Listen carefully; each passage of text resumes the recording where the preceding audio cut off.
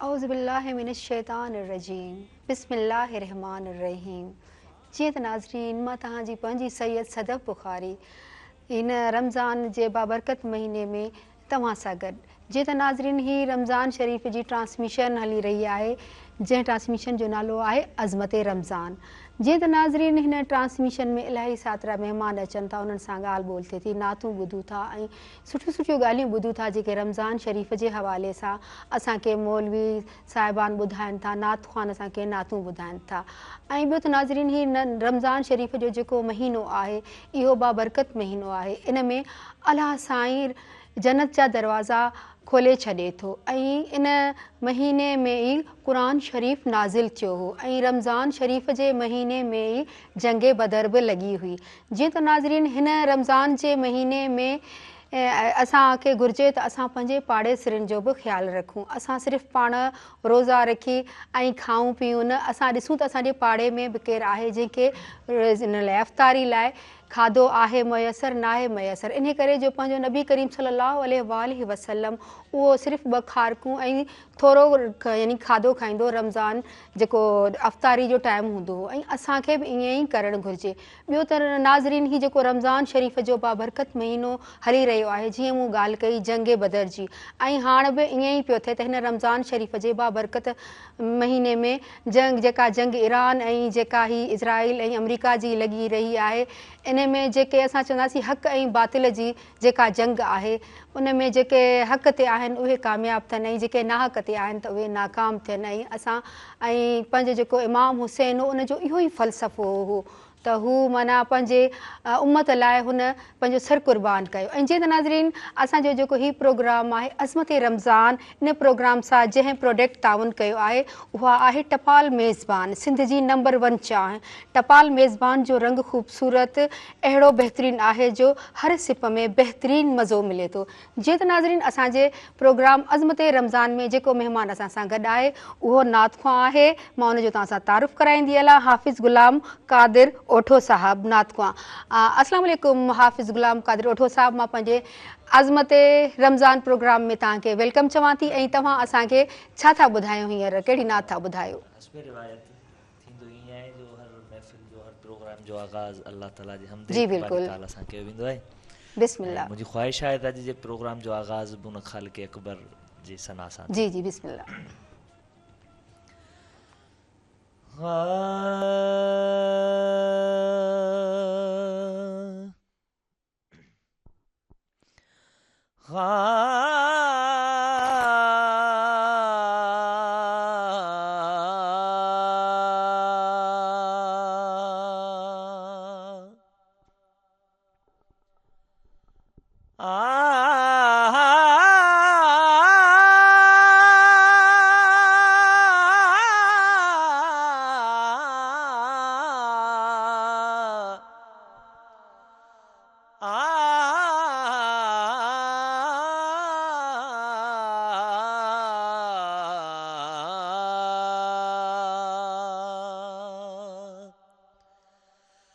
गिफ़लत में गुज़ारिया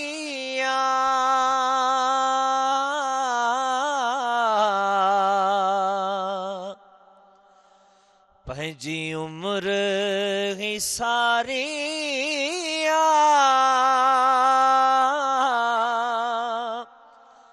पंहिंजो करम कजां या ख़ुदा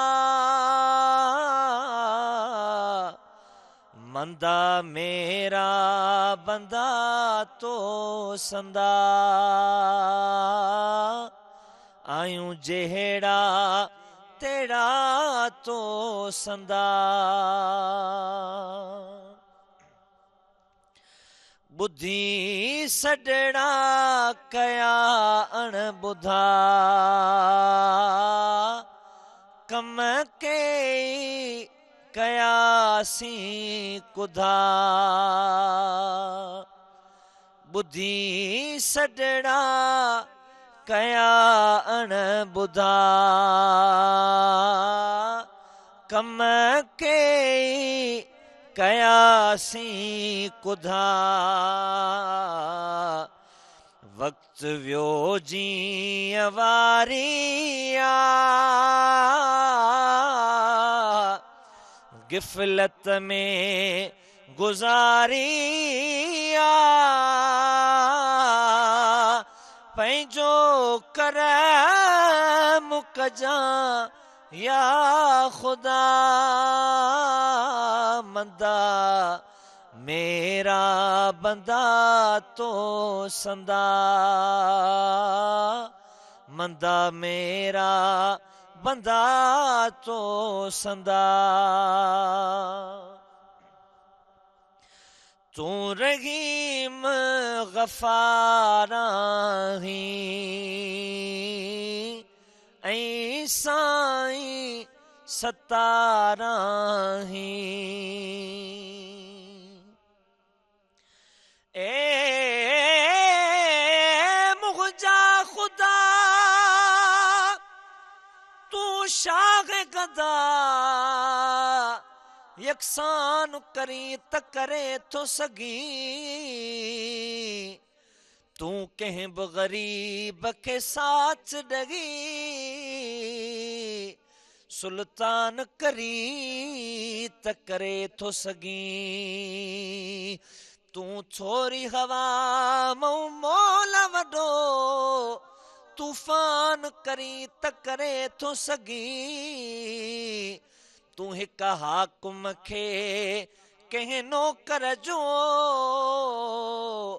दरबान करी त करे थो सघीं हिकमत में हकीमन जे न ताक़त वाए मुंहिंजा ख़ुदा तूं कंहिं बि कुराड़े माण्हूअ खे नौजवान करी त करे थो सघीं तूं रहीम गफ़ार आहीं ऐं साईं सत्तार आहीं कई तो बहज़ारी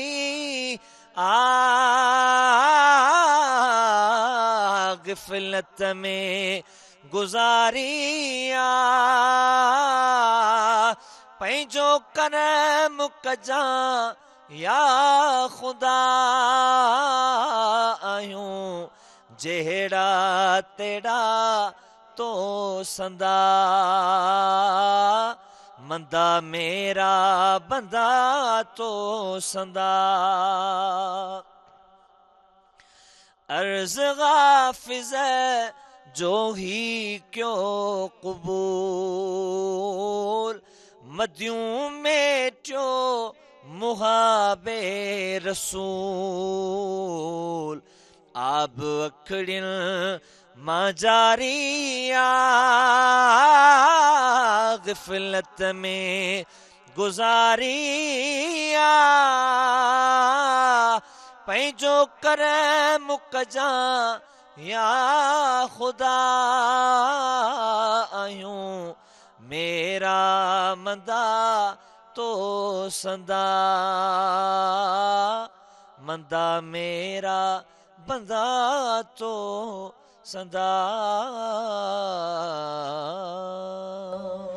सुभान अल्लाह इलाही सुठो ॿुधाई नात शरीफ़ हम शरीफ़ इलाही ज़बरदस्त ॿुधाई दिलि खे राहत जड़ी मिली वई हिन पाक महीने में रमज़ान शरीफ़ जे महीने में जीअं त नाज़रीन तव्हां असांजो प्रोग्राम अज़मत रमज़ान ॾिसी रहिया आहियो ऐं हिन जी ट्रांसमिशन रमज़ान शरीफ़ जी शुरूआति में ई जेको असांजो मेहरान टीवी चैनल आहे उहो इन जे तवसुल सां ॾेखारी वेंदी आहे जीअं त नाज़रीन ही रमज़ान शरीफ़ जो महीनो बरकतुनि जो महीनो आहे ऐं हुन जो ॿियो अशरो हली रहियो आहे जेको बख़्शिश जो अशरो आहे ऐं असां जेके गुनाह कयूं था उहे हिन रमज़ान शरीफ़ जे महीने में असां पंहिंजे रब ताला ॾे हथ खणी दुआऊं घुरूं ऐं उनखे बख़्शिरायूं त मुंहिंजा मौला असां जेके गुनाह कया असांखे उहे माफ़ु कनि जेके असांजा कबीरा ऐं सगीरा गुनाह आहिनि उहे माफ़ु कर ऐं मुंहिंजो मौला वॾी ताक़त रखे थो ऐं हुन जी ज़ात वॾी आहे असांजा गुनाह नंढा आहिनि, असांजा केॾा बि वॾा गुनाह हुजनि ऐं हू उन्हनि खे बख़्शे थो। जीअं त नाज़रीन असांजे प्रोग्राम जेको अज़मत रमज़ान आहे उन सां जंहिं प्रोडक्ट ताउन कयो आहे उहा आहे टपाल मेज़बान सिंध जी नंबर 1 चांहि। टपाल मेज़बान प्रीमियम क्वालिटी हुजण सबबि सिंध जी सभ खां वधीक पसंदि कई वेंदड़ चांहि आहे। जीअं त नाज़रीन असां सां गॾु रहिजो, असां सां वञूं नंढी साई ते।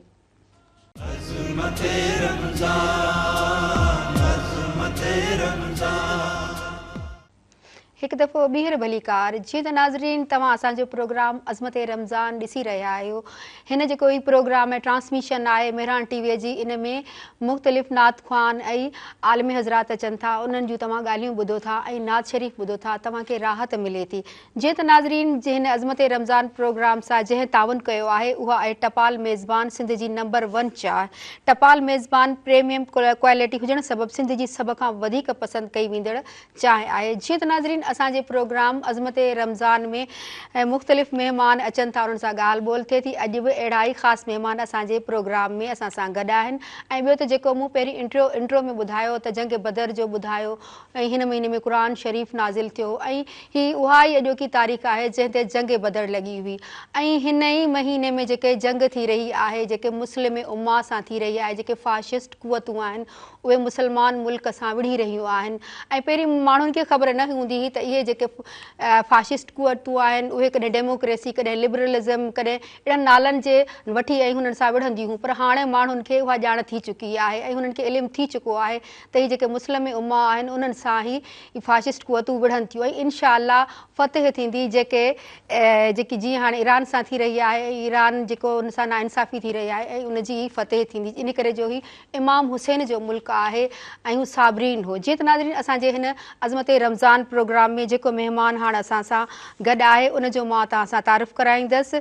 मुफ्ती रजब सिकंदरी ऐं ॿियो महिमान आहे दानिश अली चन्ना ऐं टियों महिमान आहे सलमान करीमी। मां तव्हांखे वेलकम चवंदसि अदा पंहिंजे हिन अज़मत रमज़ान प्रोग्राम में। ऐं मुफ्ती रजब सिकंदरी साहिबु तव्हां असांखे हीउ जेको रमज़ान शरीफ़ जो ॿियो अशरो हली रहियो आहे ऐं हिन महीने में ई जंग बदर लॻी हुई, उनजे हवाले सां कुझु ॻाल्हि ॿोल कयो असांजा नाज़रीन ॿुधनि। अॼु 17 रमज़ान मुबारक का 17हों रोज़ो आहे। सरकार दो आलम सल्लल्लाहु ताला अलैहि वसल्लम जॾहिं मक्कतुल मुकर्रमा में पंहिंजी ज़िंदगी बसर पे फ़रमायूं, ऐलान नबूवत खां पोइ तक़रीबन 13 साल ज़िंदगी उते बसर फ़रमायूं गुज़ारियूं। हर तरह सां कुफ़ार मक्का सरकार खे ऐं हुज़ूर जे ग़ुलामनि साहबनि खे कलमे पढ़ण वारनि खे अज़ियतूं ऐं तकलीफ़ूं ॾियण खां बाज़ कोन पिया अचनि। पर सहाबा किराम रिदवानुल्लाह अलैहि मजमईन ख़ुदि सरकार दो आलम सल्लल्लाहु अलैहि वसल्लम उन कुफ़ार जे अज़ियतुनि ऐं तकलीफ़ुनि जो मुक़ाबिलो वॾी बहादुरी सां करे रहिया। बिलाख़िर अल्लाह ताला जे तरफ़ां हुज़ूर अलैहिस्सलातु वस्सलाम खे हिजरत जो हुकुम थियो। हुज़ूर अलैहिस्सलातु वस्सलाम हिजरत फ़रमाए मक्कतुल मुकर्रमा खां मदीनतुल मुनव्वरा ॾांहुं रवाना थिया।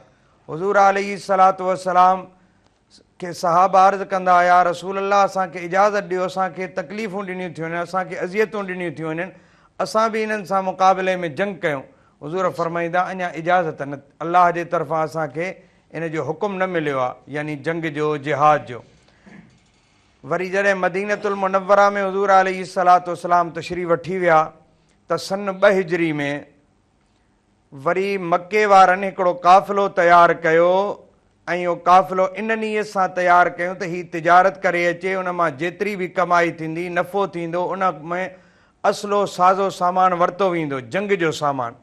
ऐं उन खां पोइ असां ज़बरदस्त तरीक़े सां मदीने ते हमिलो कंदासीं त मुस्लमाननि जो असां वजूद ई ख़तमु करे छॾींदासीं।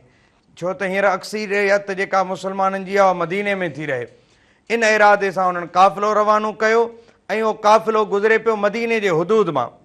त हिकिड़ो रूल हूंदो आहे त हर मुल्क जा हिकिड़ा उसूल ऐं रूल हूंदा आहिनि त तव्हां कंहिं बि मुल्क जे हदुनि मां उन्हनि जे इजाज़त खां, परमिशन खां बग़ैर नथा गुज़री सघो। हुज़ूर अलैहिस्सलातु वस्सलाम साहबा खे फ़रमायो जल्दी हलो ऐं इन्हनि जे काफ़िले खे रोकणो आहे।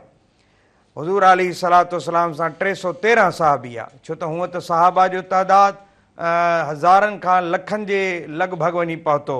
त हुज़ूर अलैहिस्सलातु वस्सलाम सहाबा खे वठी जॾहिं मदीनतुल मुनव्वरा खां मैदान बदर ॾे रवाना थिया, जेको बदर जो मक़ाम मदीने खां 80 मील जे फ़ासिले ते आहे, यानी जेको तक़रीबन 100 किलोमीटर खां बि मथे थी वेंदो, छो त मील किलोमीटर खां वॾो हूंदो आहे। त हुज़ूर सल्लल्लाहु अलैहि वसल्लम जॾहिं मैदान बदर ॾांहुं रवाना थिया त हुज़ूर अलैहिस्सलातु वस्सलाम उन काफ़िले वारनि खे रोकण जी कोशिशि कई त मके वारनि खे हिन मामले जी ख़बर पइजी वई। मके वारनि छा कयो जो फौरी तौर उन काफ़िले जो रुख़ ॿिए तरफ़ मोड़ियऊं, साहिली पट्टी खां काफ़िलो गुज़ारे विया। साहिली पट्टी खां काफ़िलो गुज़री वियो ऐं हाणे कुफ़ारे मक्का चयो त असांखे मुस्लमाननि सां जंग करणी आहे हर हाल में। मुस्लमाननि जी का बि जंग जी तयारी न हुई ऐं हो जंग जे तयारी सां 950 माण्हू उतां रवाना थिया मके खां। ऐं उन खां पोइ जेके मके जा सरदार आहे हज़रत अबू सुफ़ियान रज़ी अल्लाह ताला अन्हु बि इस्लाम क़बूल न कयो ऐं उन्हनि ॿियनि सभिनि गॾिजी चयो त हाणे ॿिया माण्हू बि असां रवाना थिया कयूं काफ़िले सां। ऐं उन खां पोइ जेके ग़रीब नादिर मुफ़लिस आहे उन्हनि खे उन मके जे सरदारनि जेके कर्ज़ी हुया चयूं तव्हांजो कर्ज़ असां इन शर्त ते माफ़ कंदासीं जो तव्हां वञी जंग विड़ो ऐं तव्हां सां हिकिड़ो मुआइदो बि तइ था कयूं त जेकॾहिं जंग में तव्हां मारिजी वियो त तव्हांजे पोयनि जी ॿारनि जी किफ़ालत असां कंदासीं ऐं जेकॾहिं तव्हां उतां बची आहियो त तव्हांजो कर्ज़ माफ़ आहे। वरी ईअं 50 माण्हू ॿिया हुन सां शामिलु कयूं। हाणे 1000 जो तइदाद हो काफ़िरनि जो ऐं हेॾां 313 सहाबा किराम रिदवानुल्लाह अलैहिम अजमईन हुया। ऐं सहाबा वटि साज़ो सामान बि कोन हो, सवारियूं बि घटि हुयूं, सिर्फ़ु 3 घोड़ा, 70 उठा ऐं 6 ज़िराऊं, 8 तलवारूं ऐं होॾां काफ़िरनि जो तइदाद घणो 1000 जे तइदाद में आहे। हुननि वटि जेके आहिनि 100 घोड़ा, 700 उठ हुया ऐं जंगी साज़ो सामान हुन वटि तमामु घणो हुयो मैदान बदर में। हाणे जॾहिं ॿई जमातूं आम्हूं साम्हूं थियूं आहिनि मैदान बदर में, होड़ा जिथे मुस्लमाननि ख़ीमा पंहिंजा लॻाया उते वारी हुई हेठां ऐं वारी में हलण में माण्हू खे तकलीफ़ थींदी आहे, दुश्वारी थींदी आहे, छो त वारीअ में पेर जेके आहिनि फासंदा आहिनि। ऐं हुननि जेको आहे जेॾां पकी ज़मीन हुई उन पकी ज़मीन ॾांहुं हुननि पंहिंजा जेके आहिनि ख़ीमा लॻाया।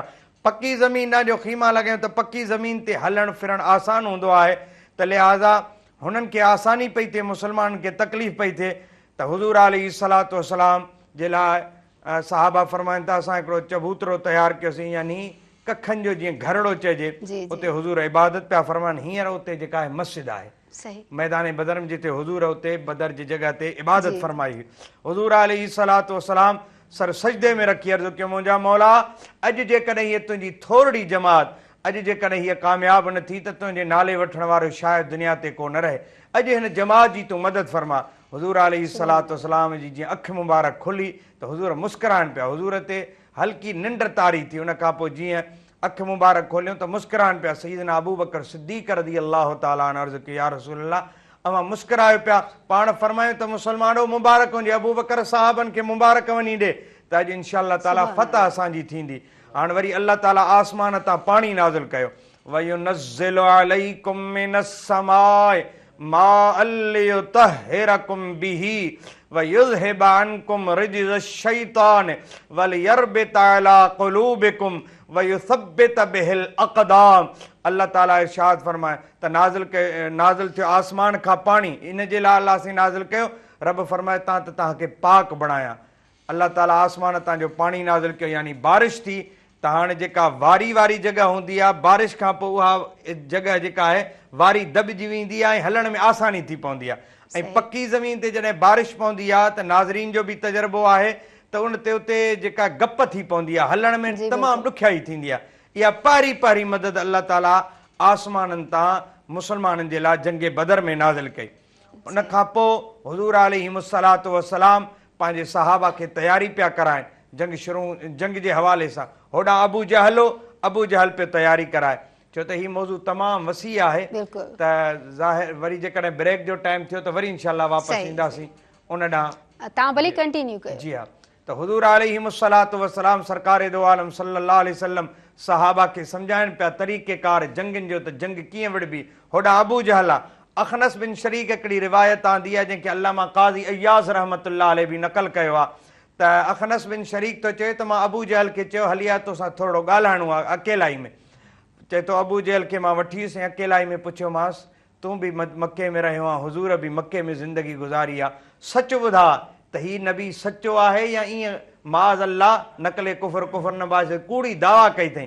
त अखनस बिन शरीक थो चए त अबू जहल चारई पासा ॾिठो, ओलह ओभर उत्तर ॾखण ॾिसे पियो त केरु ॿियो त नथो ॿुधे। जॾहिं यकीन थियुसि त ॿियो को नथो ॿुधे त अबू जहल चयो अखनस सची ॻाल्हि इहा आहे त मुहम्मद अल्लाह जो सचो नबी आहे।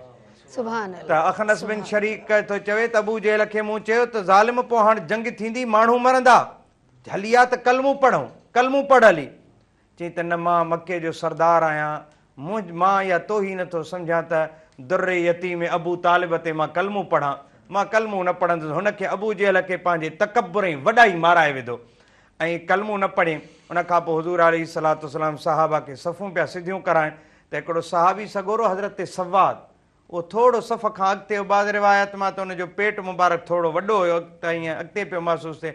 हुज़ूर जे हथ में हिकिड़ो जीअं चाबुक सनू थिए ईअं उन सां ई आहिस्ता ईअं हणी फरमायूंसि त इस्तविया सवाद, ए सवाद सफ़ खे सिधो कर।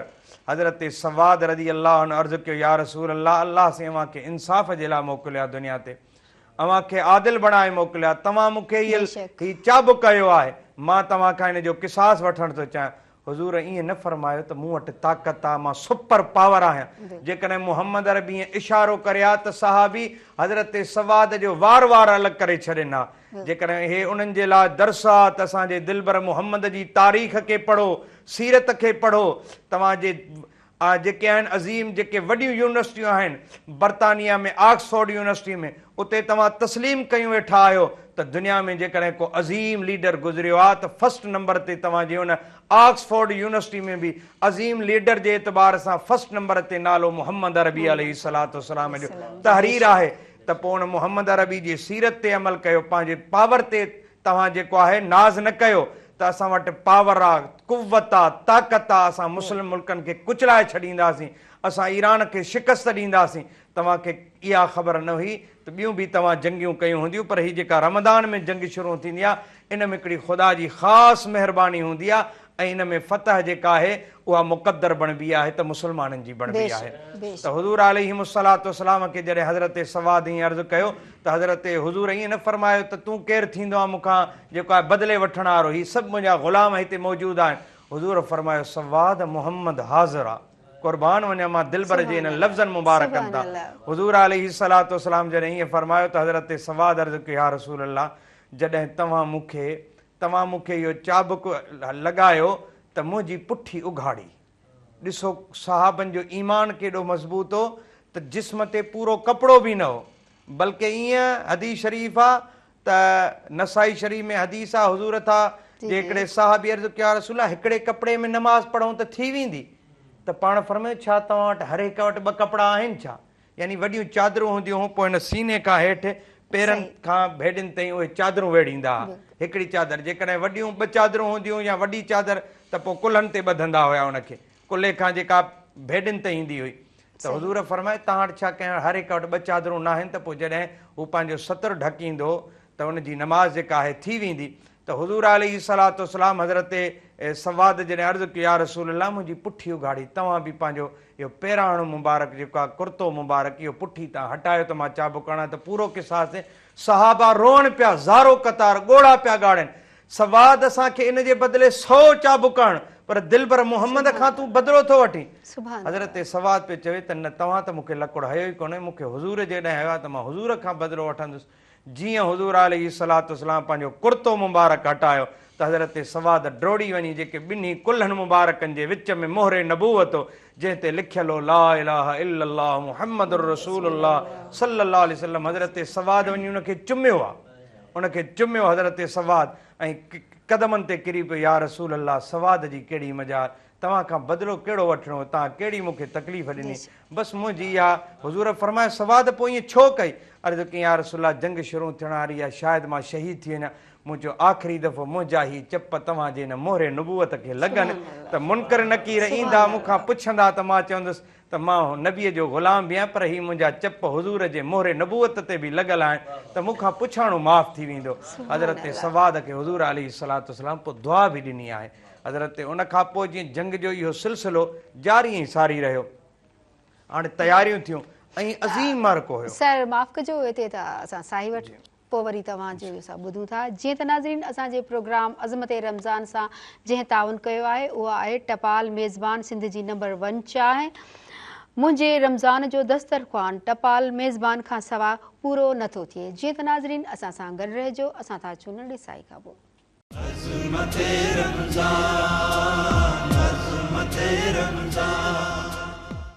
हिकु दफ़ो ॿीहर भलीकार। जीअं त नाज़रीन तव्हां असांजो प्रोग्राम जेको ट्रांसमिशन आहे मिरान टीवीअ जी अज़मत रमज़ान ॾिसी रहिया आहियो। असां हींअर रमज़ान शरीफ़ जे ॿिए अशरे में शामिल आहियूं। जीअं त नाज़रीन मां पंहिंजे जेके नाज़रीन असांजा ॾिसी रहिया आहिनि उन्हनि खे चवंदसि त हिन रमज़ान शरीफ़ जे भलारे महीने में तव्हां दुरूद पढ़ो, तव्हां क़ुरान शरीफ़ जी तिलावत कयो ऐं तव्हां पंहिंजे मौला खां पंहिंजा गुनाह बख़्शरायो। ऐं हीउ ॿियो अशरो आहे जेको गुनाह बख़्शराइण जो अशरो आहे ऐं इन में तव्हां कोशिशि कयो जेके तव्हांजा गुनाह आहिनि उहे माफ़ु थियनि। ऐं जीअं त नाज़रीन मां तव्हांखे हिकु वाक़ियो ॿुधाईंदी हलां। हिकु बादशाह हो, उन वटि हीरा जवाहर जाम सारा हुआ ऐं हुन जी जेका उमत हुई उहा वेठी हुन सां गॾु। हुन बादशाह छा कयो, हू हीरा जवाहर हेठि उछलाई ऐं पंहिंजे हुन माण्हुनि खे चयईं त हीअ जेके आहिनि हीरा जवाहर तव्हां खणो। सभिनी माण्हुनि उहे मोती हीरा जवाहर खयां ऐं हिकु माण्हू जेको हू बादशाह हलणु लॻो उनजे पोयां लॻो ऐं पोइ हुन बादशाह उनखे चयो ऐं उनखे यानी उनखे क़ाबिल सम्झी ऐं चई त हीअ हेॾा हीरा जवाहर आहे तो न खयां। हुन चयो न, मां तव्हांजी रिस्पेक्ट थो कयां, जीअं तव्हां था चओ मां उहे कंदुसि, जीअं तव्हां हिदायतूं कंदा आहियो मां उहे हिदायतुनि ते अमल कंदसि। हीअ हीरा जवाहर कहिड़े कम जा। ऐं मां उन ते इहो चवंदी हलां त पंहिंजो नबी करीम सल्लल्लाहु अलैहि वसल्लम जेके ॻाल्हियूं कयूं, जेके हिदायतूं कयूं उम्मत मुस्लिमा लाइ, त उहे हीरनि जवाहरनि खां वधीक आहिनि ऐं असां उन्हनि ॻाल्हियुनि खे फॉलो कयूं ऐं उन्हनि हिदायतुनि खे फॉलो कयूं। जीअं त नाज़रीन असांजी जेका हीअ ट्रांसमिशन आहे अज़मत रमज़ान उन सां जंहिं ताउन कयो आहे उहा आहे टपाल मेज़बान सिंध जी नंबर 1 चांहि। ऐं टपाल मेज़बान जो रंग ख़ूबसूरत अहिड़ो बहितरीनु आहे जो हर सिप में बहितरीनु मज़ो मिले थो। जीअं त नाज़रीन असांजे प्रोग्राम अज़मत रमज़ान में अॼु जेको असांजो महिमान आहे जंहिंसां ॻाल्हि ॿोल थी रही हुई उहो मुफ़्ती रजब सिकंदरी साहिबु। मां उनखे चवंदसि त जिथां असां ॻाल्हि असां कटी हुई उतां खां ई असां शुरू कयूं जेका जंग बदर जो वाक़ियो हो। जंग बदर में जॾहिं हुज़ूर अलैहिस्सलातु वस्सलाम दुआ फरमाई ऐं जंग शुरू थियण खां पहिरीं बारिश थी, बारिश खां पोइ वरी ॿी जेका मदद नाज़िल थी जंहिंजे बारे में क़ुरान करीम फरमायो आहे इज़ तस्तगीसून रब्बकुम फस्तजाब लकुम अन्नी मुमिद्दुकुम बिअल्फिम मिनल मलाइकति मुर्दिफी। जॾहिं तव्हां रब खां इस्तगासा कयो रब खां तव्हां दुआऊं घुरियूं त रब तव्हांजे दुआउनि खे क़बूल फरमायो ऐं रब इहो फ़ैसिलो फरमायो त अन्नी मुमिद्दुकुम मां तव्हांजी मदद थो कयां 1000 फ़रिश्ता जेके हिक ॿिए जे पुठियां नाज़िल थींदा। अल्लाह ताला जीअं हज़रत अली करमल्लाह वजल करीम था फरमाइनि त जंग शुरू थियण खां पहिरीं हिकिड़ी तेज़ हवा घुली त हुज़ूर अलैहिस्सलातु वस्सलाम खे अर्ज़ु कयोसीं या रसूल अल्लाह वरी हवाऊं थियूं घुलनि। पाण फरमायो त हाणे इहा हवा इहा ख़ुशख़बरी वारी हवा आहे, इहो जिब्राईल फ़रिश्तनि सां गॾिजी तव्हांजे मदद जे लाइ अचे पियो। वरी ईअं अल्लाह ताला इरशाद फरमा इज़ तक़ूलु लिल मुअमिनीन अलन यकफ़ियकुम अन युमिद्दकुम रब्बुकुम बिसलासति आलाफ़िम मिनल मलाइकति मुनज़लीन। अल्लाह साईं वरी फरमायो त छा तव्हांखे काफ़ी न आहे हीअ त मदद करे तव्हांजो रब 3000 फ़रिश्ता लाहे करे। वरी अल्लाह ताला उन खां पोइ फरमायो आहे त अल्लाह ताला 5000 फ़रिश्ता मैदान बदर में लाथा बिख़म्सति आलाफ़िम मिनल मलाइकति मुसव्विमीन। ईअं इहे फ़रिश्ता बि जेके आहिनि मदद जे लाइ मुस्लमाननि जी मदद जे लाइ आया मैदान बदर में। बदर इंशाअल्लाह हींअर मुस्लमाननि जी मदद बि इंशाअल्लाह ज़रूरु फ़रिश्तनि जे ज़रिए अल्लाह ताला फरमाईंदो। ऐं हिकिड़ो अज़ीम मारको ऐं इन मारके खे यौमुल फ़ुरक़ान बि सॾियो वेंदो आहे, यानी हक़ ऐं बातिल में फ़र्क़ु करण वारो इहो जेको जंग बदर जो मारको हुयो।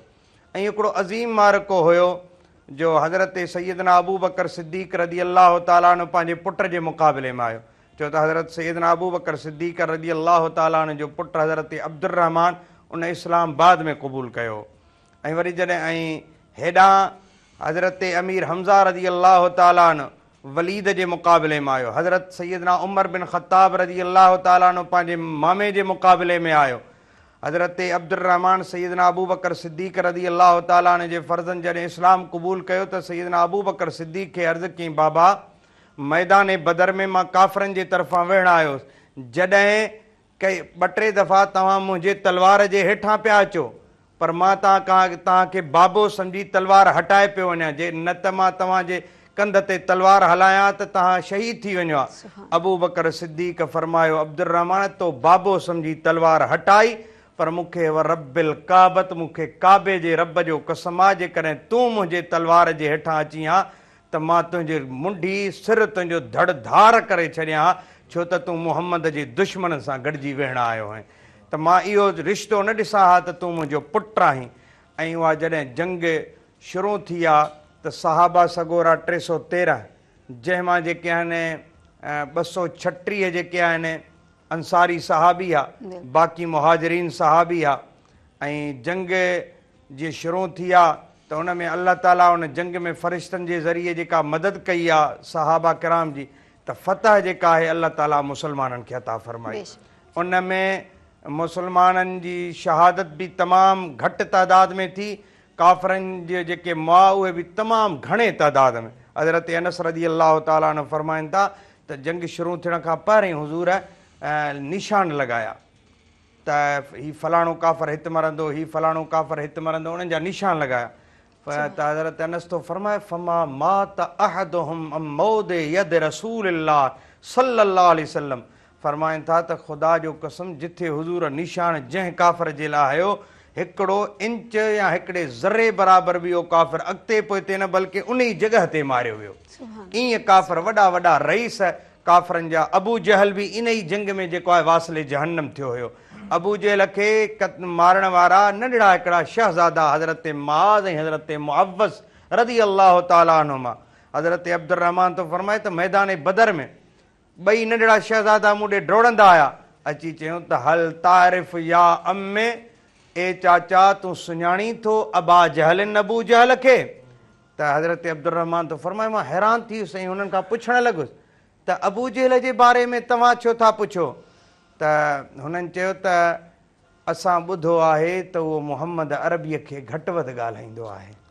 सुना है गालियां देता है महबूब बारी को, कसम खाई है मर जाएंगे या मारेंगे नारी को, सुना है गालियां देता है महबूब बारी को, यानी असां कसम खाई आया आहियूं, या अॼु पाण शहीद थींदासीं या अबू जहल खे वासिले जहन्नम कंदासीं। हज़रत अब्दुर्रहमान था फरमाइनि त एतिरी देरि में मुंहिंजी अबू जहल ते नज़र पई ऐं मां 2 शहज़ादनि खे इशारो कयो, इहो साम्हूं घोड़े ते बीठो अथव। अबू जहल चई, 2 आया ईअं बाज़ जीअं उॾरंदा आया ऐं अची हमिलो कयूं अबू जहल ते तलवारुनि सां ऐं अबू जहल खे किराए विधऊं। उन खां पोइ हुज़ूर फरमायो, जेको आहे को जेको अबू जहल जी ख़बर वठी अचे, हिकिड़ो साहबी वियो, उहो फरमाए थो त मां वयसि त ॾिठुमि त हुनजो बसि साह निकिरण वारो बसि फतके पियो, त चई मां हुनजे मथां बीही हुनखे लत हणी चयो, ॾे ख़बर ए अलाह जा दुश्मन, तुंहिंजो अंजाम छा थियो? एॾो मुतकबिर हो अबू जहल, उन महिल बि थो चवे जंहिं महिल अञा मरण वारो हुजे, चई त ॿियो त पंहिंजी जॻह ते मूंखे अफ़सोस इहो आहे जो मूंखे जन मारियो आहे उहे हिकिड़ा ग़रीब ऐं हारीअ जा पुट हुआ, छो त मदीने जा सहाबी जेके आहिनि फसलुनि जो कमु कंदा, ज़मीनुनि जो कमु कंदा हुआ, त मूंखे उहो अफ़सोस आहे, यानी मरण महिल बि उन मां उहो तकबुर न वियो, ख़तमु न थियो, उहा तकबुर वॾाई, उहा उन महिल बि उनखे इहो अफ़सोस हो त मूंखे हिकिड़े ग़रीब ऐं हारी जे औलाद मारियो आहे। सहाबा किराम रिदवानुल्लाह अलैहिम जी इहा औलाद ई हज़रत मुआज़ ऐं हज़रत मुअव्वज़ रज़ी अल्लाह ताला अन्हु। ऐं उन खां पोइ हुज़ूर अलैहिस्सलातु वस्सलाम उहे काफ़रनि जा जेके लाश हुआ उहे खणी बदर जे खूह में उछलराया, बदर जे खूह में। पोइ हुज़ूर अलैहिस्सलातु वस्सलाम उन खूह जे मथां बीही पिया फरमाइनि, ए फलाणा ए फलाणा, ॾे ख़बर अल्लाह जो वाइदो सचो? सैयदना उमर बिन ख़त्ताब रज़ी अल्लाह ताला अन्हु अर्ज़ु कयो, या रसूल अल्लाह सल्लल्लाहु अलैहि वसल्लम, छा भला ही तव्हांजो आवाज़ ॿुधनि पिया? हुज़ूर फरमायो त हा, ही तव्हां खां वधीक जेको आहे ॿुधनि था, बाक़ी इहे जवाबु नथा ॾेई सघनि, बाक़ी जेको असां ॻाल्हायूं था इहे मुर्दा उनखे ॿुधनि बि था। ऐं हुज़ूर फरमायो, मां इन्हनि खे यादि थो ॾियारियां त अलाह जो वाइदो सचो हो, तव्हां अलाह जे हुकुम ते अमल न कयो, अॼु तव्हांजो अंजाम इहो थियो आहे जो दुनिया ॾिठो। ईअं अबू जहल वांगुरु इंशा अल्लाह ताला जेके जिन खे तकब्बुर आहे गुरूर आहे ऐं हमेशह पंहिंजे कुवत ते हुननि गुरूर कयो आहे, इंशा अल्लाह उन्हनि जो गुरूर बि असां सभिनि मुस्लमाननि जूं दुआउनि ईअं मटी में मलिजी वेंदो इंशा अल्लाह। बेशक जीअं त इलाही ज़बरदस्त जीअं त असां हींअर नात शरीफ़ ॿुधंदासीं। दानिश अली रज़ा साहब जन असांखे नात शरीफ़ ॿुधाईंदो। जी अदा बिस्मिल्लाह। सल्लल्लाहु अलैहि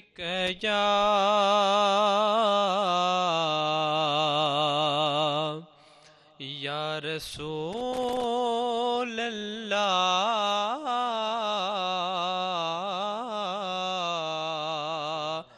वसल्लम अलैका या हबीब अल्लाह।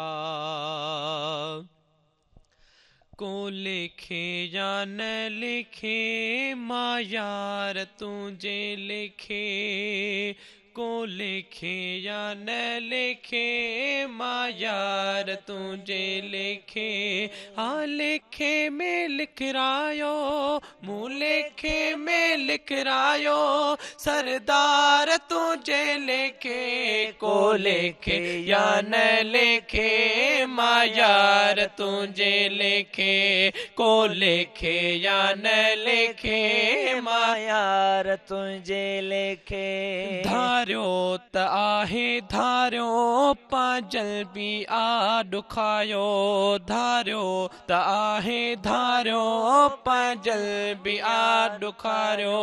ॿियो काॾे वेंदा बानी, ॿियो काॾे वेंदा बानी, जा ॿार तुझे लिखे को लिखे या न लिखे मां यार तुझे लिखे, को लिखे या न लिखे मां यार तुझे लिखे।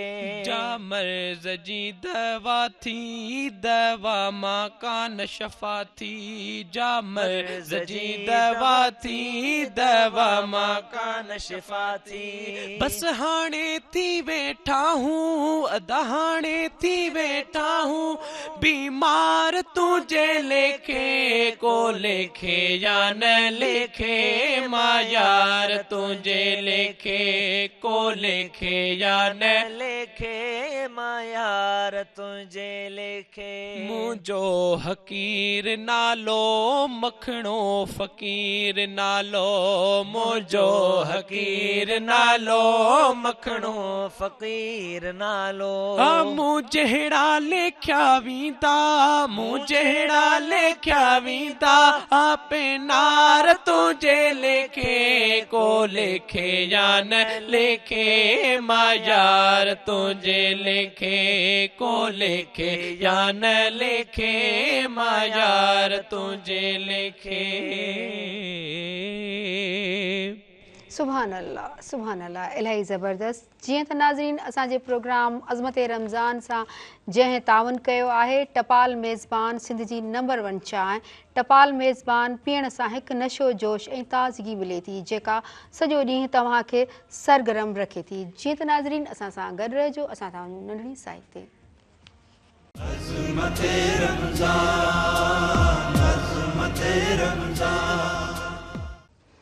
हिकु दफ़ो ॿीहर भलीकार। जीअं त नाज़रीन मां तव्हांजी पंहिंजी सैयद सदफ़ बुखारी रमज़ान जी ट्रांसमिशन अज़मत रमज़ान सां तव्हां सां गॾु। जीअं त नाज़रीन असांजो प्रोग्राम जेको अज़मत रमज़ान जी ट्रांसमिशन हली रही आहे बहिराण टीवी ते, ही भलारो महीनो आहे, रमज़ान शरीफ़ जो महीनो आहे ऐं हिन महीने में तव्हां जेके दुरूद व सलाम पंहिंजे नबी करीम सल्लल्लाहु अलैहि वसल्लम ते मोकिलियो, अलाह साईं ते मोकिलियो। ऐं जीअं त नाज़रीन हिन महीने में मां पंहिंजे जेके रोज़ा रखंदड़ आहिनि असांजा नौजवान ऐं असांजी भेणूं भाइर उन्हनि खे चवंदसि त तव्हां रोज़ो रखी सुम्हो न ऐं तव्हां रोज़ो रखी तव्हां इबादतूं कयो, तव्हां दुरूद पढ़ो, तव्हां तस्बीहूं पढ़ो, तव्हां यासीन पढ़ो, तव्हां जेके ॿियूं क़ुरान शरीफ़ जूं सूरतूं आहिनि उहे पढ़ो ऐं तव्हां बख़्शिश जो ई महीनो आहे त ख़ुदा ताला खां पंहिंजे गुनाहनि जी माफ़ियूं घुरो।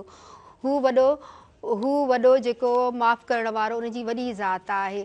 ऐं जेका ही अज़मत रमज़ान जी ट्रांसमिशन आहे इन में तव्हां इलाही ॻाल्हियूं असांजे जेके महिमान ख़ासि हूंदा आहिनि उन्हनि खां ॿुधंदा आहियो ऐं नात शरीफ़ ॿुधंदा आहियो ऐं तव्हांजी दिलनि खे सुकून ईंदो आहे ऐं मालूमात बि तव्हांखे मिलंदी आहे त पंहिंजे नबी करीम सल्लल्लाहु अलैहि वसल्लम छा चयो पंहिंजे उम्मत मुस्लिमा लाइ। जीअं त नाज़रीन जंहिं असांजे हिन अज़मत रमज़ान प्रोग्राम जी ट्रांसमिशन सां तावन कयो आहे उहा आहे टपाल मेज़बान सिंधी नंबर 1। चांहि टपाल मेज़बान पीअण सां हिकु नओं जोश ऐं ताज़गी मिले थी जेका सॼो ॾींहुं तव्हांखे सरगरम रखे थी। जीअं त नाज़रीन असांजे हिन प्रोग्राम जेको अज़मत रमज़ान आहे इन में महिमान आहे हाफ़िज़ मुफ़्ती रजब सिकंदर साहिबु आहे। उन सां असां ॻाल्हि ॿोल कई हुई ऐं वरी मां उन तरफ़ ईंदसि ऐं मुफ़्ती रजब सिकंदर खां पुछंदसि जेको सिकंदरी खां पुछंदसि त जेको जंग बदर जे हवाले सां हुन ॻाल्हि ॿोल कई ऐं उन में जेके ग़ुलाम जेके क़ैद कया विया उन्हनि जे बारे में हू ॿुधाए असांखे। जीअं जंग ख़तमु थी त कई तक़रीबन 70 काफ़र त क़तल कया विया, वरी एतिरा या इन खां वधीक कैदी बणिया। जेके कैदी बणिया उन्हनि खे आंदो वियो ऐं उन्हनि खे फ़िलहाल इब्तिदाई जेका आहे कार्रवाई थी उन में उन्हनि खे क़ाबू करे ॿधो वियो। त हुननि खे सहाबा किराम जेको मज़बूती सां ॿधो त को भॼी न वञे या त हुननि खे तकलीफ़ पई थिए त उन्हनि मां कुझु जेको आहे उन्हनि जी तकलीफ़ जो आवाज़ु जॾहिं सरकार दो आलम सल्लल्लाहु अलैहि वसल्लम जे कननि मुबारकनि ताईं पियो त हुज़ूर पाण निकिरी आया ऐं साहबनि अर्ज़ु कयो या रसूलल्लाह तव्हां आराम कोन था फरमायो। पाण फरमायो त हिननि जी तकलीफ़ जंहिंमें हुज़ूर जो चाचो बि हुयो हज़रत अब्बास रज़ी अल्लाह ताला अन्हु, उहो बि इन्हनि क़ैदियुनि में शामिल आहे, हज़रत अब्बास रज़ी अल्लाह ताला अन्हु। त हुज़ूर फरमायो त मूंखे हिननि जी तकलीफ़ जे करे मूंखे जेको सुकून कोन थो अचे त अर्ज़ु कयूं या रसूलल्लाह पोइ हज़रत अब्बास जे रसी खे ढरो कयूं। पाण फरमायो त इहो इंसाफ़ु न आहे, जेकॾहिं रसियूं ढरियूं कयो त सभिनि क़ैदियुनि जूं, पोइ सभिनि क़ैदियुनि जे रसियुनि खे जेको आहे ढरो रखियो वियो ऐं उनखां पोइ सहाबा किराम रिज़वानुल्लाह अलैहि मजमईन सां हुज़ूर मशवरो फरमायो त हाणे हिननि जे क़ैदियुनि जे लाइ छा हुकुम आहे। त हज़रत सैयदना उमर बिन ख़त्ताब रज़ी अल्लाह ताला अन्हु जलाली हुया, पाण फरमाए त जेको जंहिंजो माइट आहे उहो उनजे हवाले कयो त उहो उनखे क़तल करे छॾे। ॿियनि साहबनि मुख़्तलिफ़ मशवरा ॾिना त ग़ालिबन सैयदना अबू बकर सिद्दीक़ रज़ी अल्लाह ताला अन्हु अर्ज़ु कयो या रसूलल्लाह इन्हनि खां फ़िदियो वठी यानी इन्हनि खां फ़िदियो वठी ऐं जुर्मानो वठी इन्हनि खे आज़ादु करे छॾियो। त हर शख़्स जेको आहे फ़िदियो ॾेई पंहिंजी आज़ादी हासिलु कंदो पियो वञे। जॾहिं हज़रत अब्बास रज़ी अल्लाह ताला अन्हु जो वारो आयो, हज़रत अब्बास रज़ी अल्लाह ताला अन्हु खे हुज़ूर फरमायो चाचा फ़िदियो ॾे ऐं आज़ादी हासिलु कर। त हज़रत अब्बास रज़ी अल्लाह ताला अन्हु अर्ज़ु कयो त मूं वटि फ़िदियो न आहे जो मां पंहिंजी उहो यानी जुर्मानो ॾेई ऐं पाण खे आज़ादु करायां। वरी हुज़ूर फरमायसि चाचा फ़िदियो ॾे ऐं आज़ादु थी वञे। अर्ज़ु की मूं वटि कुझु बि न आहे। त वरी जॾहिं टियों दफ़ो हुज़ूर फरमायसि त अब्बास चचा साईं फ़िदियो ॾेई आज़ादु थियो। अर्ज़ु कई त छा तव्हां चाहियो था त तव्हांजो चाचो माण्हुनि जे आॾो हथु टंगे ऐं घुरे उनखां पोइ फ़िदियो ॾेई आज़ादी वठे। हुज़ूर मुस्कराए फरमायो त अब्बास चाचा जॾहिं जंग जे लाइ निकिरो पिया घरां त मुंहिंजी चाची खे तव्हां जेको सोन ॾिनो ऐं चयोवसि त हीउ सोन अथई, जेकॾहिं मां आयुसि मोटी त ठीकु आहे, जेकॾहिं इन जंग में मारिजी वञा त इन सोन इहो सेल करे खपाए ऐं पंहिंजे बचड़नि जी परवरिश कजां। त उहो सोन किथे आहे? त हज़रत अब्बास रज़ी अल्लाह ताला ने जॾहिं इहो जुमिलो ॿुधो त वाह मुंहिंजा पैगंबर, वाह मुंहिंजा नबी, तोखे ख़ुदा इल्म ग़ैब बि अता फ़रमायो आहे। ऐं उते जो उते हज़रत अब्बास रज़ी अल्लाह ताला ने कलमो पढ़ियो ला इलाहा इल्लल्लाहु मुहम्मदुर रसूलुल्लाह सल्लल्लाहु अलैहि वालैहि वसल्लम, यानी गवाही ॾिनऊं त अशहदु अल्ला इलाहा इल्लल्लाह व अशहदु अन्न मुहम्मदन अब्दुहु व रसूलुहु। इहा गवाही ॾेई हज़रत अब्बास रज़ी अल्लाह ताला अन्हु दायरे इस्लाम में दाख़िल थी विया। ऐं उन क़ैदियुनि मां कुझु अहिड़ा क़ैदी बि हुया जेके उन्हनि खां पोइ उन्हनि खे आज़ादी मिलण खां पोइ जन इस्लाम बि क़बूल कयो हो, यानी हुज़ूर जो अख़लाक़ ऐं ख़ुल्क़ ॾिसी इस्लाम में बि दाख़िल थिया हुया। हुज़ूर अलैहिस्सलातु वस्सलाम जो अख़लाक़ बि कमाल जो हो, हुज़ूर जो ख़ुल्क़ बि कमाल जो हो ऐं हुज़ूर अलैहिस्सलातु वस्सलाम जो सहाबा जो तवक्कल अल्लाह ते मज़बूत हुयो। इन जे करे अल्लाह ताला थोरे तइदाद खे बि जेका आहे कामयाबी अता फ़रमाए। तादाद न ॾिसबो, कंहिं हथियारनि जी घणाई न ॾिसबी, ईमान जी मज़बूती ऐं कुव्वत खे ॾिसबो। ईमान मज़बूत आहे त हिकु मुस्लमान 100 काफ़िरनि जे मुक़ाबले जे लाइ मां यकीन सां थो चवां त काफ़ी आहे इंशाअल्लाह। बेशक। मुफ्ती साहब ॿुधायो त हिन जंग बदर मां असांखे कहिड़ो सबक़ मिले थो? जंग बदर मां हिकिड़ो सबक़ इहो थो मिले त कॾहिं बि तव्हां अॻु भराई न कयो कंहिंसां बि। जेकॾहिं तव्हांजे मथां को जंग मुसलत थो करे, जीअं मके जे काफ़िरनि रईसनि सरदारनि कयो, त मुसलत थो करे त पोइ मैदान छॾे न भॼो, पोइ बीही करे मैदान में मुक़ाबिलो कयो। इंशा अल्लाह ताला पोइ बीही अल्लाह ते तवक्कल रखी मुक़ाबिलो कंदव त ईअं ई तव्हांजी मदद थींदी। जीअं बदर जे मैदान में अल्लाह ताला मुस्लमाननि जी मदद जे लाइ फ़रिश्ता नाज़िल कया। जेकॾहिं अॼु बि ईअं ईमान हुजे त जीअं हज़रत इब्राहिम ख़लीलुल्लाह जे लाइ बाहि गुलज़ार थी वई, हज़रत इस्माइल ज़बीहुल्लाह ते छुरी न हली, जेकॾहिं हींअर बि अहिड़ो ईमान सां मज़बूत कयूं त असांजे लाइ बि जंग में अल्लाह साईं फ़रिश्ता आसमान तां मोकिले सघे थो। ऐं अल्लाह जी ज़ात मां उमेद आहे त मुस्लमाननि जे मदद जे लाइ अल्लाह ताला इंशा अल्लाह ताला ग़ैबी मदद करे ऐं आसमानी फ़रिश्ता मोकिले मुस्लमाननि जी खे फ़तह अता फ़रमाईंदो इंशा अल्लाह। सुभान अल्लाह। बेशक, इलाही ज़बरदस्त तव्हां ॿुधायो। ऐं हाणे मां वेंदसि जेको असांजो महिमान आहे नातख़्वां सलमान करीमी साहब, उनखे मां चवंदसि त हू नात ॿुधाए। बिस्मिल्लाह।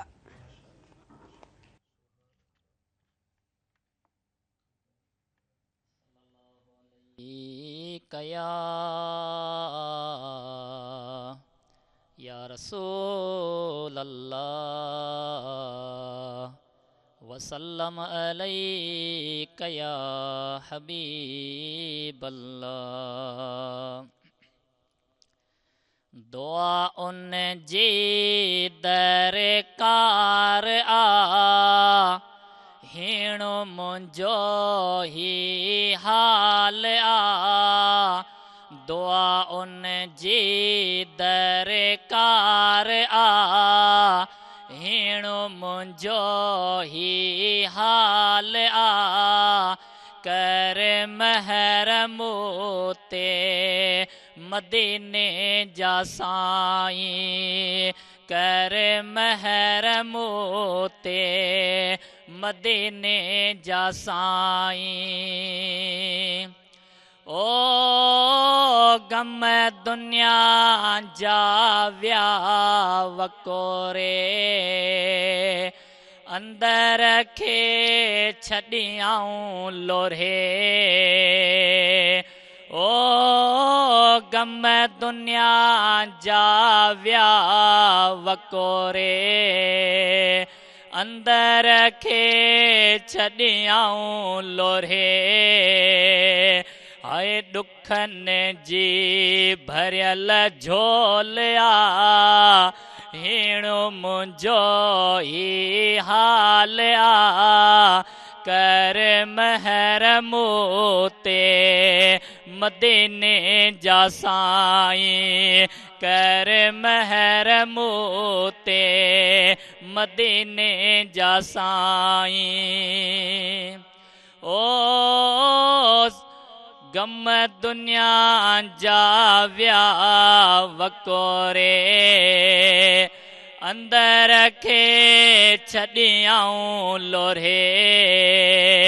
हाय ॾुखनि जी भरियल झोल आ, हीणो मुंहिंजो ही हाल आ। कर महरम ते मदीने जा साईं। ओ पंहिंजनि परावन बि छॾियो, संगते साथी न रहियो। ओ पंहिंजनि परावन बि छॾियो, संगते साथी न रहियो। ओ ज़िंदगी थी वॾी वेल आ, हीणो मुंहिंजो ही हाल आ। कर महरम ते मदीने जा साईं कर महर मूते मदीने जा साईं ओ सुन सवाल गुलाम हुसैन जा हाल ॿुधाया रोई पंहिंजा ओ सुन सवाल गुलाम हुसैन जा हाल ॿुधाया रोई पंहिंजा ओ गुज़रंदो ॾुखियो साल आ हिणो मुंहिंजो ई हाल आ कर महर मूते मदीने जा साईं कर महर मूते मदीने जा साईं। सुभान अल्लाह इलाही ज़बरदस्त। जीअं त नाज़रीन तव्हां असांजी जेके अज़मत रमज़ान प्रोग्राम जी ट्रांसमिशन ॾिसी रहिया आहियो ॿुधी रहिया आहियो इन सां ताउन कयो आहे टपाल मेज़बान सिंध जी नंबर 1 आहे। टपाल मेज़बान खां सवाइ मां हिन शो जो तसवुर बि नथी करे सघां। जीअं त नाज़रीन असां सां गॾु रहिजो असां था अचूं नंढी साई खां पोइ।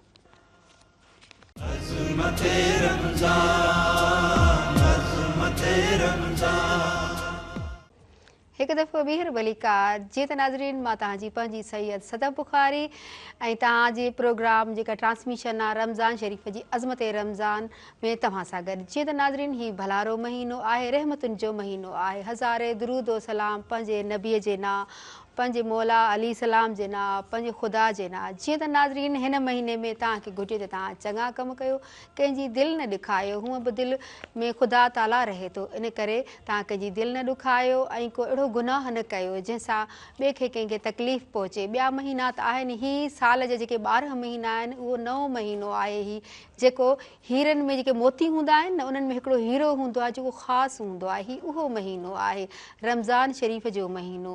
इन करे हिन महीने में मुसलमान त छा हिंदू बि हिन महीने में रोज़ा रखंदा आहिनि। जीअं त नाज़रीन जॾहिं रमज़ान शरीफ़ पहिरीं इब्तिदा थी हुई त इन में रमज़ान शरीफ़ में जेका अफ़्तारी खां पोइ जेके निंड अची वेंदी हुई न त पोइ वरी उनखे सहरी करणी न पवंदी। पोइ पंहिंजे नबी करीम सल्लल्लाहु अलैहि वसल्लम ऐं अलाह ताला ईअं कयो त पोइ जे उहो ख़तमु थी वियो जेको सिस्टम जेको जेके निंड अची वेंदी अफ़्तारी खां पोइ उनखे सहरी न करणी पवंदी पोइ उहो बुख ते ई रोज़ो रखंदो हो ऐं पोइ उहो ख़तमु थी वियो। पोइ ई ख़ुदा ताला ऐं पंहिंजे नबी करीम सल्लल्लाहु अलैहि वसल्लम इहो कयो त हू अफ़्तारी खां पोइ हू आराम करे सघनि था पिया ऐं जेके निंड अचे त हू पोइ अफ़्तारी बि करे सघनि था।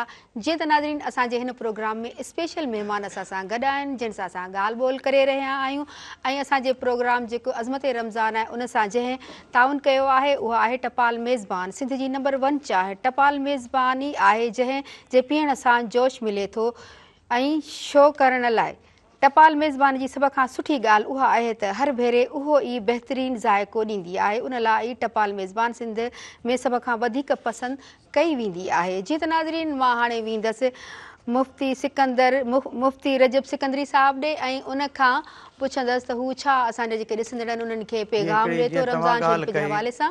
जीअं तव्हां चयो त रमज़ान शरीफ़ जॾहिं इब्तिदा में रोज़ा फ़र्ज़ थिया त फ़र्ज़ थियण खां पोइ अफ़्तार खां पोइ जेकॾहिं जेसिताईं माण्हू जाॻियल हुजे यानी जेसिताईं खाई पी सघंदो सुतो त उन खां पोइ उनजे लाइ ॿियो रोज़ो शुरू थी वेंदो। जीअं इहो हज़रत सरमा बिन कैस रज़ी अल्लाह ताला अन्हु जो मशहूरु वाक़ियो आहे त हज़रत सरमा बिन कैस रज़ी अल्लाह ताला अन्हु इहो तराफ़ हदीस में रिवायत मौजूदु आहे। हज़रत सरमा बिन कैस रज़ी अल्लाह ताला अन्हु मज़दूर हुयो सहाबी सगोरो हुयो। ॾींहं जो मज़दूरी करे त शाम जो वापसि आया त उनजी घरवारी उन्हनि वटि जेको जवन जो अटो हुयो उहो ॻोहे रखियईं त हाणे जीअं घरवारो मज़दूरी करे शाम ईंदो रोज़े सां आहे पहुचंदो त पोइ ताज़ियूं मानियूं गरम मानियूं लॻाए ॾींदीमांसि। त हज़रत सरमा बिन कैस रज़ी अल्लाह ताला आया अफ़्तारी जो वक़्तु थी वियो घरवारी खे चयूं त जेको आहे खणी अचु त उन कुझु खजूर पेश कया उन खां पोइ चयूं त तव्हां चेल सिधी कयो यानी लेटी पियो एसिताईं मां जेका आहे अटो ॻुथल आहे मानियूं तयारु करे खणी थी अचां। जीअं हज़रत सरमा बिन कैस लेटिया ऐं उनजी घरवारी मानी तयारु करणु लॻी मानी खणी आई अची जेसिताईं आई अची सॾु कई त मुंहिंजा वर उथो ऐं मानी खाओ। हज़रत सरमा बिन कैस खे निंड अची, निंड जे आवाज़ ते जॾहिं उथिया त पाण फरमायूं त हाणे मुंहिंजे लाइ खाइण पीअण जाइज़ कोन्हे, मुंहिंजो ॿियो रोज़ो शुरू थी वियो आहे। ॿियो रोज़ो वरी ॿिए ॾींहुं हज़रत सरमा बिन कैस मामूल मुताबिक़ पंहिंजे मज़दूरी ते हलिया विया। ॾींहं जी शिदत गर्मी, अरब जी गर्मी ऐं उतां मदीनतुल मुनव्वरा जो आब हवा जी शिदत, हज़रत सरमा बिन कैस रज़ी अल्लाह ताला अन्हु बेहोश थी विया ऐं हुज़ूर अलैहिस्सलातु वस्सलाम ते इहा ख़बर पहुती। सरकार दो आलम सल्लल्लाहु अलैहि वसल्लम अल्लाह ताला जे दरबार में दुआ घुरी त अल्लाह मुंहिंजे उम्मत जे लाइ आसानी फरमा। नबी घुरे ऐं ख़ुदा न ॾे, ईअं थी नथो सघे। हुज़ूर अलैहिस्सलातु वस्सलाम ते अल्लाह ताला वही नाज़िल फरमाए हत्ता यतबय्यन लकुमुल ख़ैतुल अबयद मिनल ख़ैतिल अस्वद मिनल फज्र थुम्म अतिम्मुस सियाम इलल लैल। अल्लाह ताला या वही नाज़िल कई हुज़ूर अलैहिस्सलातु वस्सलाम ते त हबीब तुंहिंजे उम्मत जे लाइ आसानी आहे त अफ़्तारी खां पोइ नमाज़ पढ़नि, इबादत कनि, उन खां पोइ आराम कनि त आराम थियण खां पोइ सुबुह काज़िब थी वञे, उन खां पोइ सुबुह काज़िब खां पोइ बि खाईंदा पीअंदा रहनि एसि ताईं जो सुबुह सादिक थी वञे। यानी लफ़्ज़नि जी माना इहा त ज़ाहिर थिए हत्ता यतबय्यन लकुमुल ख़ैतुल अबयद, अछो धाॻो मिनल ख़ैतिल अस्वद, कारे धागे खां। इन मां मुराद सुबुह काज़िब ऐं सुबुह सादिक। सुबुह काज़िब किज़्ब चइबा कूड़ खे, यानी इन खे काज़िब इन जे करे चयो वेंदो आहे त पहिरीं सुबुह सादिक खां पहिरीं थोरी रोशनी छाइबी आहे, माण्हू सम्झंदा त शायदि ॾींहुं थी वियो आहे, उन खां पोइ वरी अंधेरो छाइजी वेंदो आहे, उन खां पोइ सुबुह सादिक थींदी आहे। त अल्लाह ताला सुबुह सादिक ताईं मुस्लमाननि खे इहा खाइण पीअण जी इजाज़त ॾिनी। इहा असांखे हुज़ूर जे सहाबनि तकलीफ़ूं बर्दाश्त कयूं, उन्हनि जे सदके उम्मत जे मथां आसानी थी पई। वरी अहिड़ी तरह कुझु सहाबा किराम रिदवानुल्लाह अलैहि मजमईन खां ख़ता थी, ख़ता इहा थी त रमज़ान जे रातिनि में घर वारनि सां मुलाक़ात बि मन हुई इस्लाम में। त चंद साहिबनि खां इहा ख़ता थी ऐं हुज़ूर जे दरबार में अर्ज़ु कयूं या रसूल अल्लाह जी तरफ़ां मन थियल हुयो पंहिंजे घर वारनि सां मुलाक़ात सोबत, रमज़ान जे रातिनि में असांखां इहा ख़ता थी वई आहे। त अल्लाह ताला उहा बि आसानी फरमाई मुसलमाननि जे लाइ। अल्लाह ताला वही नाज़िल फरमाए हुन्न लिबासुल लकुम व अंतुम लिबासुल लहुन्न।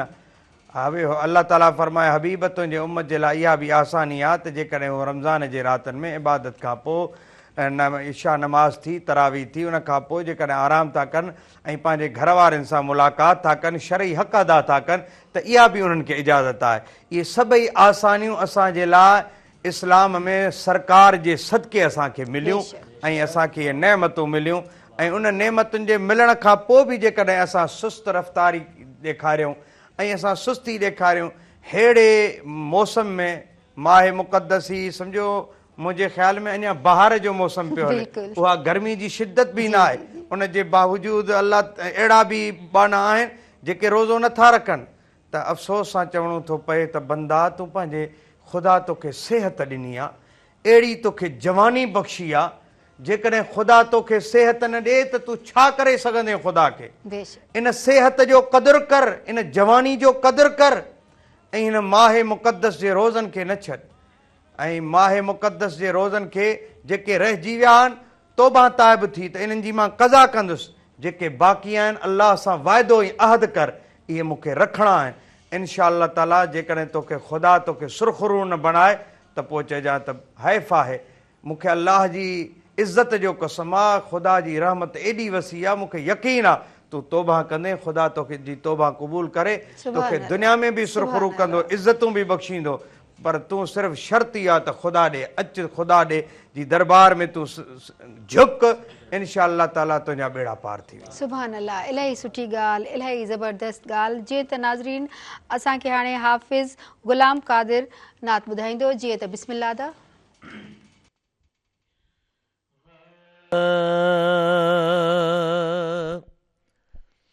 ॿियो त को गुण कोन या कमज़ोर में,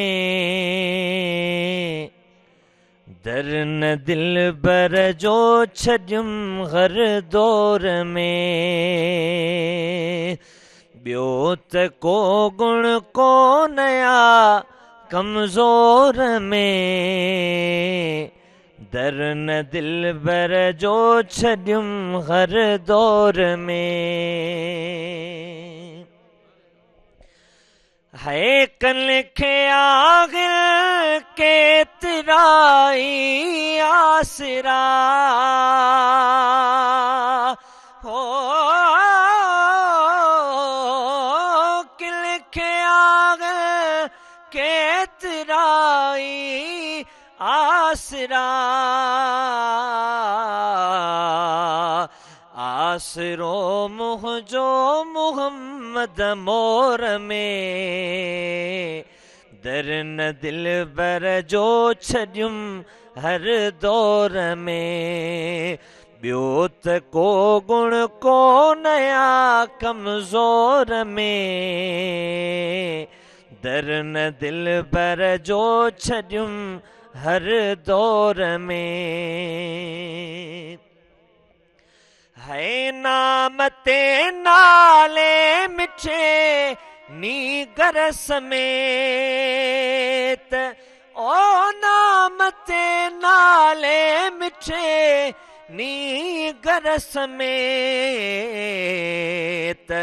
को बि घुरंदो घर बि ॾींदुस घोर में दर न दिल बर जो छॾियुम हर दौर में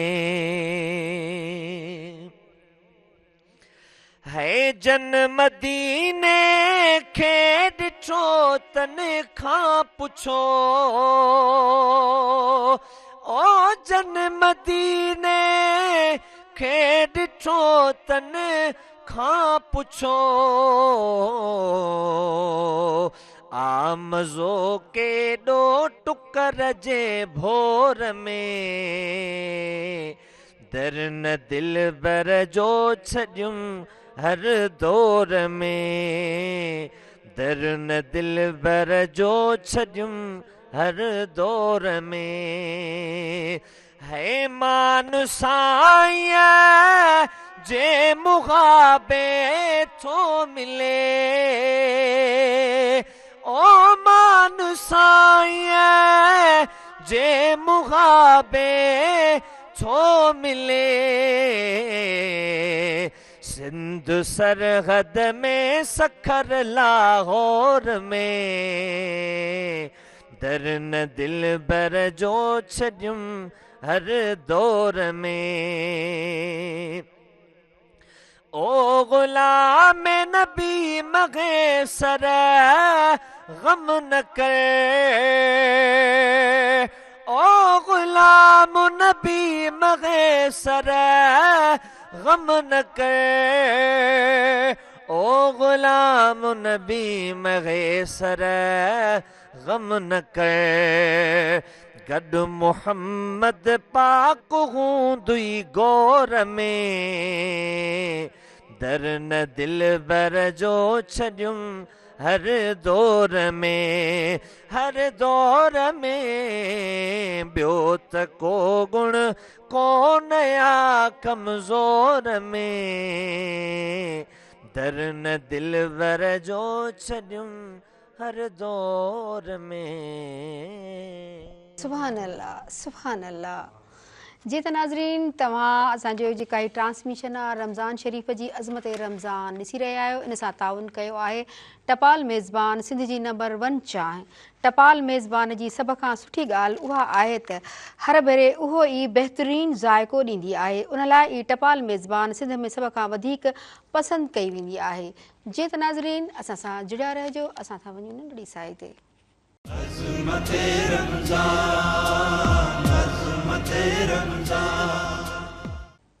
हिकु दफ़ो ॿीहर भलीकार मां तव्हांजी पंहिंजी सैयद सदफ़ बुखारी तव्हांजे पंहिंजे प्रोग्राम में स्पेशल रमज़ान जी ट्रांसमिशन अज़मत रमज़ान में तव्हां सां गॾु जीअं त नाज़रीन ही रहमतुनि जो महीनो आहे भलारो महीनो आहे रमज़ान शरीफ़ जो महीनो आहे ऐं इबादतुनि जो महीनो आहे तव्हांखे घुर्जे त हिन महीने में कंहिंजी दिलि न ॾुखायो ऐं कंहिंखे अहिड़ी तकलीफ़ न ॾियो जो तव्हां लाइ अहिड़ी का ॻाल्हि निकिरे त जंहिंसां तव्हांखे बदुआ लॻे ऐं पंहिंजे पाड़ेसिरनि जो बि मां चवंदसि ख़्यालु रखो जेके रोज़ा रखनि था, जेके अफ़तारी ऐं सहरी अफोर्ड नथा करे सघनि। जीअं त नाज़रीन असांजे हिन ट्रांसमिशन अज़मत रमज़ान सां जंहिं ताउन कयो आहे उहा आहे टपाल मेज़बान, सिंध जी नंबर 1 चांहि।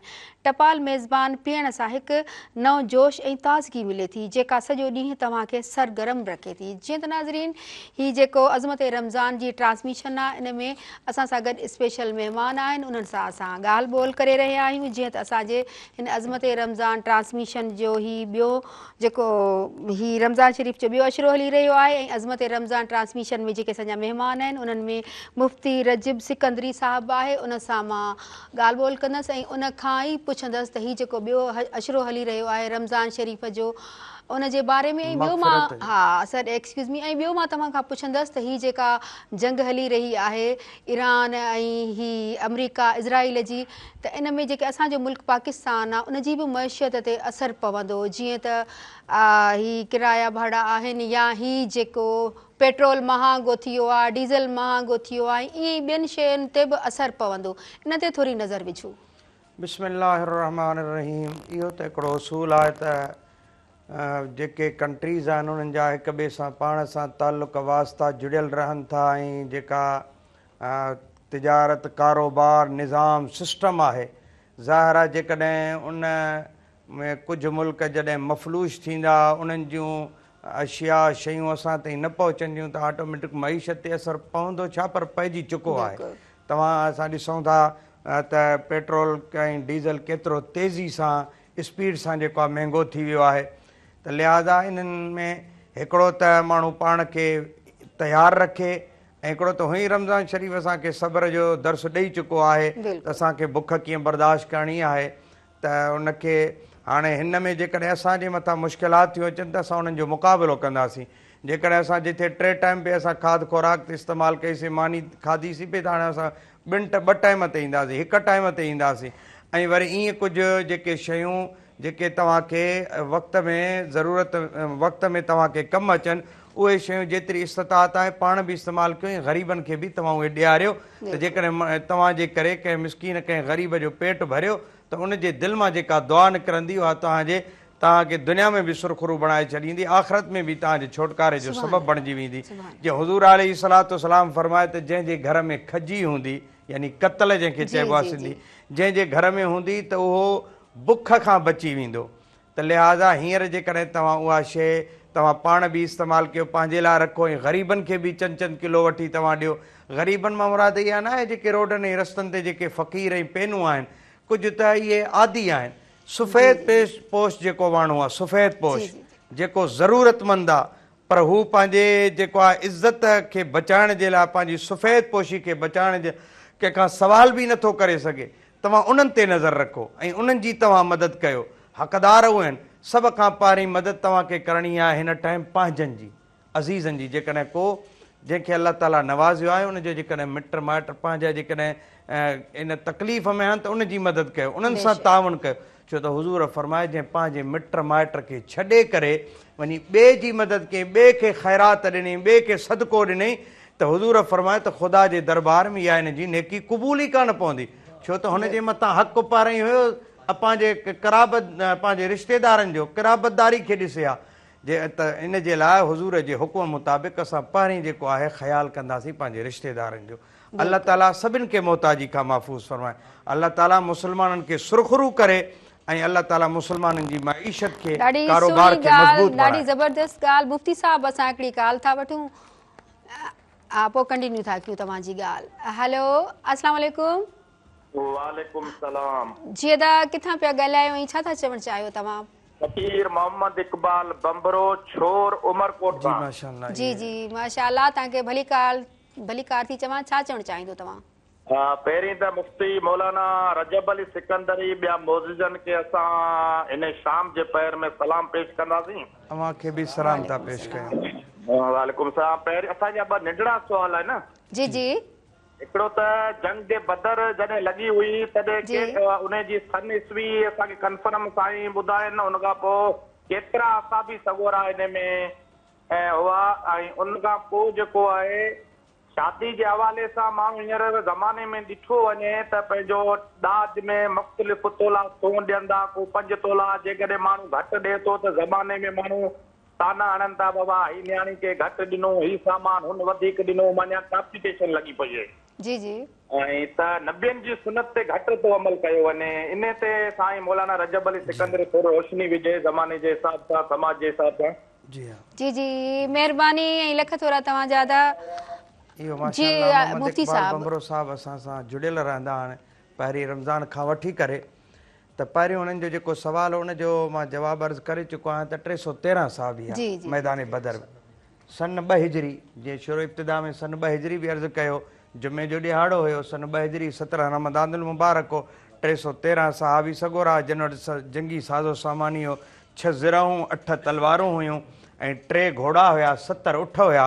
इहो हुयो मुस्लमाननि वटि। बाक़ी बसि ॿियो हुननि वटि जेका ज़ात या मोहम्मद अरबी जी ज़ात हुई, जंहिंजे सदके में उन्हनि खे कामयाबी ऐं कामरानी मिली।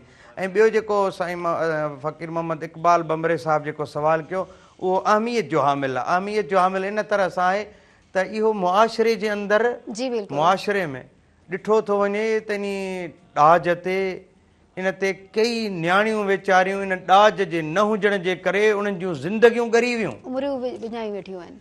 ऐं अलाह जो कसम खणी थो चवां नाज़रीन, मुंहिंजो तजुर्बो आहे, छो त असां जंहिं फील्ड सां तालुक़ु आहे, असां ॾे दोस्त अचनि था, माण्हू अचनि था ऐं ॿुधाइनि था त साईं को असांखे रिश्तो ॾियारियो। ऐं असां जॾहिं पुछां थो त बाबा न्याणी जी उमिरि केतिरी आहे, त हिकिड़े चयोसीं 37 साल। मूं चयो बाबा छो न कई? चईसीं मिसकीनी हाल हो, नौकिरी हुई ख़तमु थी हली वई, ॾाज कोन। माना जेकॾहिं हुज़ूर फरमायो त जंहिं पैसे जे लालच में निकाह कयो त मां मुहम्मद थो फरमायां त उहो हमेशह जेको आहे कंगाल ऐं फ़क़ीर रहंदो। जेकॾहिं तव्हांखे ॾाज जी तमा ऐं लालच आहे त छा खणी ईंदी न्याणी? भले हू लखे रुपयनि जो सामान खणी अचे, जेकॾहिं तव्हां इन लालच में इहो रिश्तो कयो आहे त यादि रखिजो, हमेशह मुंहिंजे नबीअ जे फरमान मुताबिक़ तव्हां जेका मोहताज रहंदव। जेकॾहिं तव्हां कंहिं न्याणीअ खे सहारो ॾियो, का पढ़ी लिखी न्याणी आहे, ग़रीब आहे, ऐं उनखे तव्हां सहारो ॾे, उहो तव्हां रिश्तो क़बूल कयो, हुनजो अख़लाक़ ॾिसी, हुनजी तालीम ऐं तरबियत ॾिसी, मां चवां थो त इंशा अल्लाह ताला तव्हांखे कॾहिं बि ख़ुदा मोहताज न बणाईंदो। ऐं अहिड़ा वाक़िया हिकिड़े ॿुधायो त साईं, मूं अचे चई त साईं न्याणी जो रिश्तो थियो आहे मासी जे घर में। माना मासी माना घोट ऐं कुंवार जूं ॿई भेण पाण में, मारूं पाण में भेनर। त चई त फ़ोन आई त जॾहिं ॾाज वञी उते पहुतो, सामान लथो त फ़ोन आई त अभी सोफ़ा सेट जो है वो नहीं पहुंचे। चई उन्हनि वरिता ई कोन आहे। चई हू त परेशान थी आहे, फौरी तौर वरी चई कर्ज़ खयो अथनि।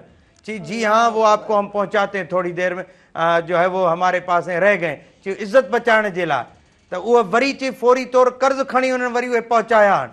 ॾिसो त जेकॾहिं तव्हां अहिड़ी सोच रखंदव त इहा मोहम्मद अरबी जी सुन्नत न आहे, तव्हां सुन्नत ते अमल नथा कयो। ऐं इहो न ॾिसो त चयो त फलाणे जी न्याणी खे हेतिरो मिलियो हो, हिन खे त पीउ मां कुझु ॾिनो ई कोन्हे। बाबा तव्हां रिश्तो कयो आहे, निकाह कयो आहे गुनाहनि खां बचण जे लाइ। तव्हां निकाह कयो आहे त तव्हांखे अलाह साईं हिकिड़ी अज़ीम नेमत ऐं रहमत अता फरमाए, औलाद ॾे, पुट ॾे, न्याणियूं ॾे। तव्हां जे निकाह जे इन नीयत सां कंदो त तव्हांखे अलाह ताला सलामत औलाद ॾींदो।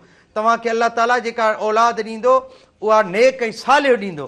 पर जेकॾहिं तव्हां पैसे जी इन शइ जे तमा में हूंदव, लालच में हूंदव, त पोइ तव्हांखे हुज़ूर जे फरमान मुताबिक़ मोहताजी नसीब थींदी।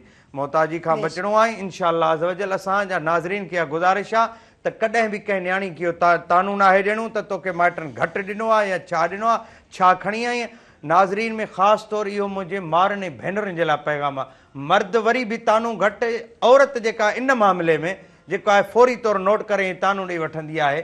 त लिहाज़ा मुंहिंजे माउरनि भेनरुनि खे, न्याणियुनि खे इहा अपील आहे त लिहाज़ा इन शइ खे, लालच ऐं तमा खे ख़तमु करे तव्हां जेको आहे सिर्फ़ु ऐं सिर्फ़ु मोहम्मद जी शरीयत ते अमल कयो, इनशा अल्लाह बेड़ा पार थिए।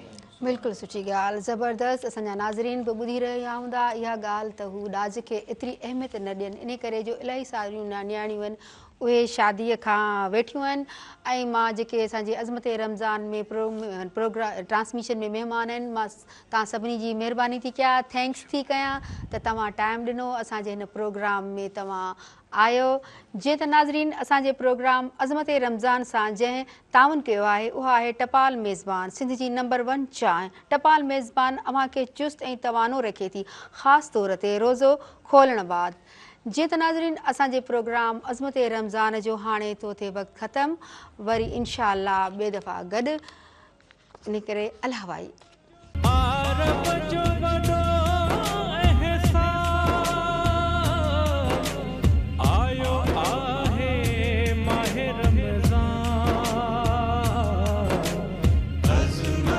रमज़ान